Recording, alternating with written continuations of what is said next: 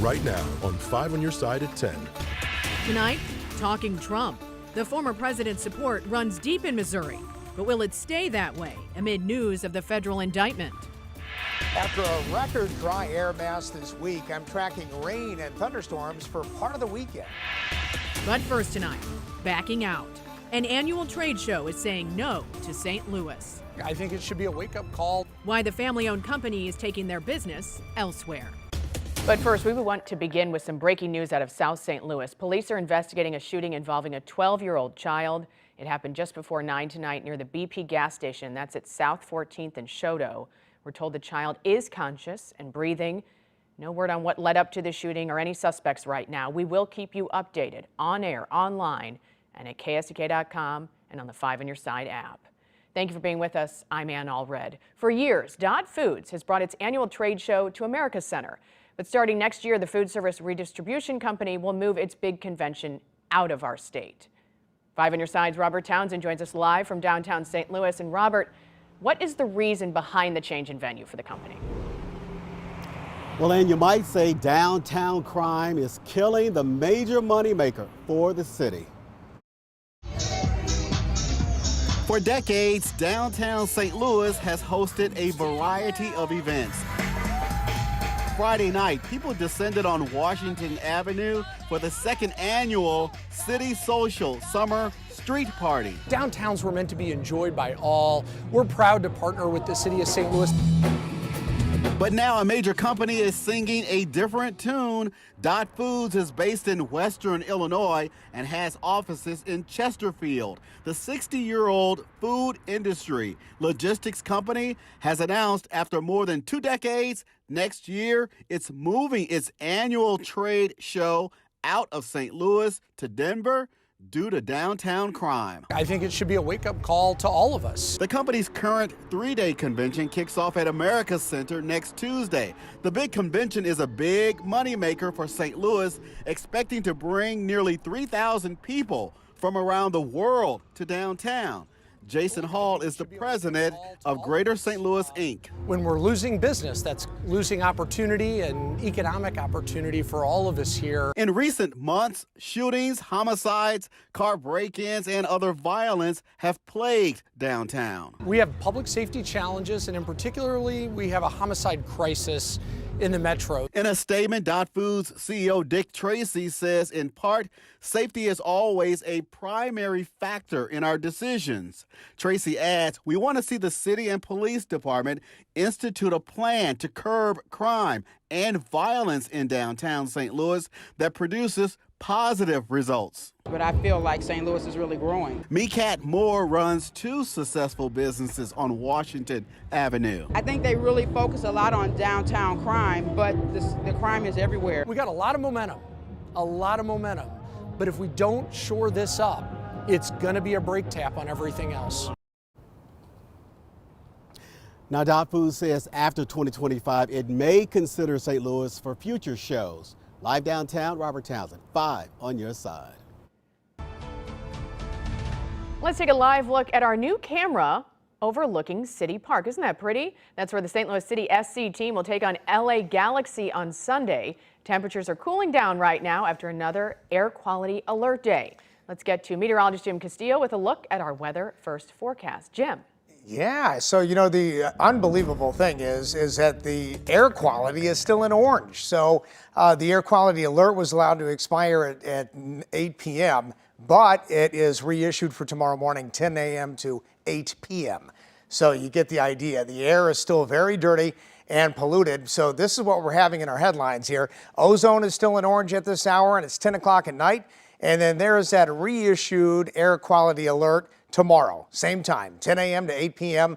And then rain and thunder late Saturday and into Sunday. But most of tomorrow is dry, which is fantastic. But then we have a really good chance of seeing some heavier downpours and rain that will last, clear out the air. And how much will fall? I'll let you know coming up in just a bit.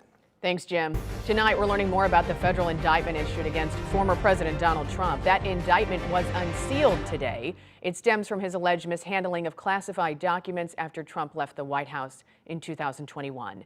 The unsealed document contains 37 federal counts, including a violation of the Espionage Act, conspiracy to obstruct, and making false statements. It accuses Trump of sharing classified material with people without security clearance on 2 occasions in 2021.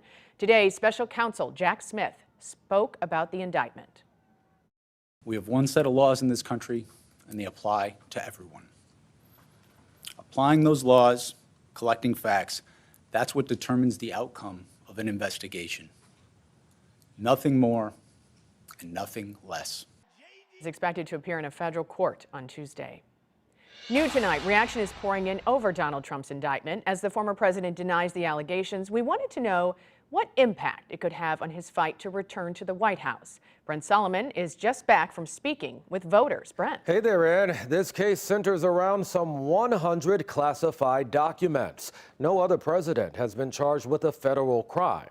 Well, tonight, a local law professor telling me, although historic, it might not matter to Trump's devout following. Next month, Republicans are expected to decide when the party will hold its Iowa caucus, widely believed to be a potential indicator of who could best represent the party.